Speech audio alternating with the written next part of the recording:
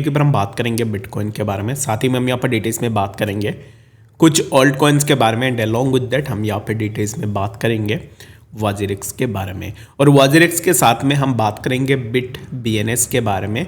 अभी बहुत सारे लोगों ने कंप्लेन किया है कि बिट बीएनएस पे विड्रॉल नहीं हो रही है, ठीक है। तो Bitbns as a exchange, अगर मैं टू बी ऑनेस्ट बताऊँ तो इसका नाम मुझे पहली बार सुनने को मिला है लास्ट 1 मंथ एगो, ठीक है। और मैं बेसिकली अगर आपको कहूँ तो मैं इंडियन किसी भी क्रिप्टो एक्सचेंजेस के ऊपर ट्रेड नहीं करता। मैंने जब से अपने क्रिप्टो ट्रेडिंग का जर्नी स्टार्ट की है तब से मैंने डिफरेंट एक्सचेंजेस को यूज़ किया है। और जब मैं फर्स्ट टाइम आया था मार्केट में तब मैंने वाजिरिक्स के ऊपर ही ट्रेड किया था। उसके बाद से मैंने शिफ्ट कर दी डिफरेंट एक्सचेंजेस के ऊपर, ठीक है। तो इसके लिए ज़्यादातर मुझे नहीं पता है कि एग्जैक्टली बिट बीएनएस और इंडिया में कितने एक्सचेंजेस है। बाकी इस टाइम पे हम सब वाजिरिक्स हैक को लेकर बिजी है, जहाँ पे लोग अपने फंड्स लेने के लिए वेट कर रहे हैं। लेकिन उसी टाइम पे और भी इंडियन एक ऐसे एक्सचेंज है जिसका नाम है बिट बीएनएस, जिसके ऊपर ना लोगों को विड्रॉल नहीं मिल रही है, ठीक है। मेरा पर्सनली तो बिट बीएनएस में कुछ भी फंड्स नहीं है और हालांकि मुझे पता नहीं है कि एग्जैक्टली ये क्या एक्सचेंज है, कब ये एग्जिस्ट करती है, तो इसके बारे में मुझे बिल्कुल भी नहीं पता है। तो according to the various users, उनके जो फंड्स है वो अब इस टाइम पे विड्रॉल नहीं हो रहे हैं बिट बीएनएस से, ठीक है। तो अब इस टाइम पे क्यों नहीं हो रही है? जब भी विड्रॉल बंद हो जाती है किसी भी एक्सचेंजेस के ऊपर तो उसमें आप एक चीज़ इंडिकेट कर सकते हो, the first thing that indicate कि यहाँ पर ये जो एक्सचेंज है ये हो सकता है कि बैंकरप्ट हो जाए। The second thing is that हो सकता है कि लोगों के साथ स्कैम हो गया हो। 2-3 चीज़ें होती है अगर विड्रॉल नहीं प्रोवाइड करती है। तो बिट बीएनएस भी एक ऐसा एक्सचेंज है जो अब इस टाइम पे अपने यूजर्स को विड्रॉल नहीं दे रही है। और the most funny thing is that इस वेबसाइट में मैं आया ना तो यहाँ पर ये मुझे एक यहाँ पर बता रहा था कि beware of scam website impersonating our platform. तो इसके अकॉर्डिंग यहाँ पर ना स्कैम से बचो, बहुत सारे लोग इनके प्लेटफॉर्म को यहाँ पर यूज़ कर रहे हैं, तो स्कैम से बचने के लिए ये बता रहे। तो मेरा जो फर्स्ट क्वेश्चन है ना, सब ऐसे एक्सचेंजेस से मेरा फर्स्ट क्वेश्चन है कि स्कैम लोगों के साथ बाद में होगी, पहले लोगों के पैसे दो, ठीक है। लोगों को पैसे नहीं मिल रही है, तुम लोगों ने विड्रॉल रुक के रखी हुई है और अभी इस टाइम पे लोगों को बता रहे हो कि यहाँ पर मैसेज फ्रॉम अस, आप अभी इस टाइम पे सेफ रहो। कोई भी बच्चा नहीं है, सब लोगों को चीज़ें इजीली पता है। और बाकी जो फंड्स रुक के रखे हुए हैं और जितने भी लोगों के फंड्स बिट बीएनएस में फंसे हुए हैं वो फंड्स लोगों को दे दो और बाकी लोग अपने आप ना यहाँ पर सीख जाएंगे कि कैसे करके कहाँ पे सेफ रहनी है, कहाँ पे सेफ नहीं रहनी है। अगर आप विड्रॉल नहीं दे रहे हो दैट मीन्स कि you are a kind of a scammer as well. यहाँ पर ये जो सही बात है वही मैं आपको बता रहा हूँ भाई।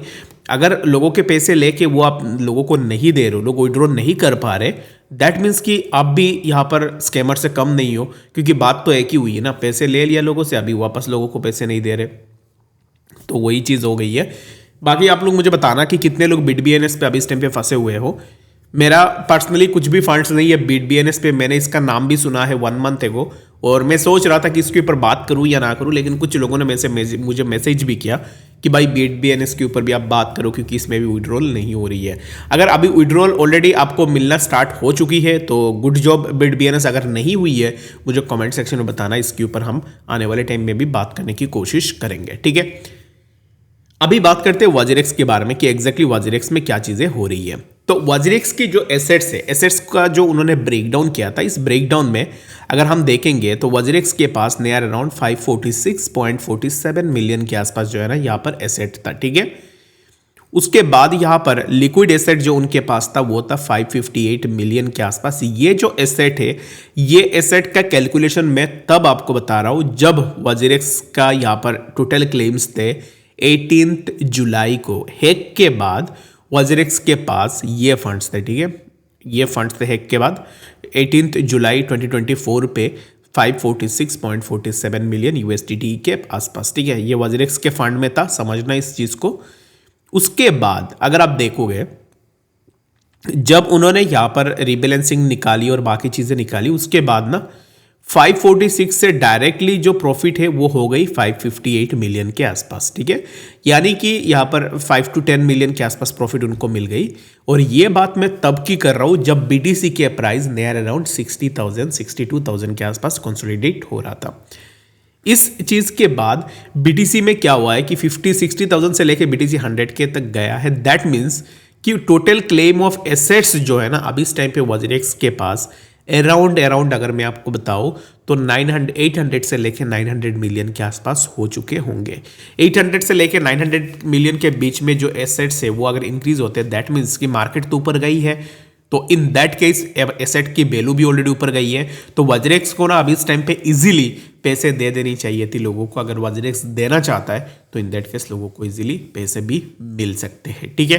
तो मैं ये चीज़ आपको समझाने की कोशिश कर रहा था कि वज्रेक्स के पास जो टोटल क्लेम एसेट है उसका जो अभी इस टाइम पे मार्केट वैल्यू है वो ऑलरेडी डबल हो चुकी है फ्रॉम 18 जुलाई। आप खुद से जाके एक बार चेकआउट कर लो 18 जुलाई में मार्केट में क्या प्राइस चल रहा था और आज के डेट में क्या प्राइस चल रहा है। 18 जुलाई पे 546 था, दैट मीन्स कि अभी के टाइम पे the value of the asset will be near around 800 to 900 million USDT, okay. So 800 to 900 million USDT, that means कि अराउंड 100% प्रॉफिट उनको ऑलरेडी मिल चुका होगा और यहाँ से लोगों का लॉस भी रिकवर हो सकती है। बाकी वज्रेक्स आने वाले टाइम में क्या करती है तो उसके ऊपर हमें देखना पड़ेगा। WazirX has all the sources and all the chances to give withdrawal to the users. अभी यहाँ पर सभी चीज़ वज्रेक्स के पास है विड्रॉल देने के लिए, बाकी देखते हैं कि वो लोगों को विड्रॉल देते हैं कि नहीं, ठीक है। तो बाकी आपको क्या लगता है इन टोटल एसेट्स के बारे में, मुझे कमेंट सेक्शन में भी ज़रूर से बता सकते हो। तो बात करते हैं अब इस टाइम पे BTC के बारे में कि एग्जैक्टली BTC में क्या मूवमेंट होगी। BTC के ऊपर बात करने से पहले मैं आप सबको रिक्वेस्ट यही करूंगा कि अगर आप फ्यूचर में ट्रेड करते हो तो इन दैट केस आप हमें टेलीग्राम पे भी ज्वाइन ज़रूर से करना, लिंक मैं डिस्क्रिप्शन में डाल दूंगा। क्योंकि क्या होता है ना कि मैं लास्ट 5 ईयर्स से टेलीग्राम एंड यूट्यूब में वीडियोस बना रहा हूँ, सिग्नल्स प्रोवाइड कर रहा हूँ, उसमें से मैंने किसी से एक भी पैसे नहीं ली है in the name of signal और एनी पेड सर्विसेज।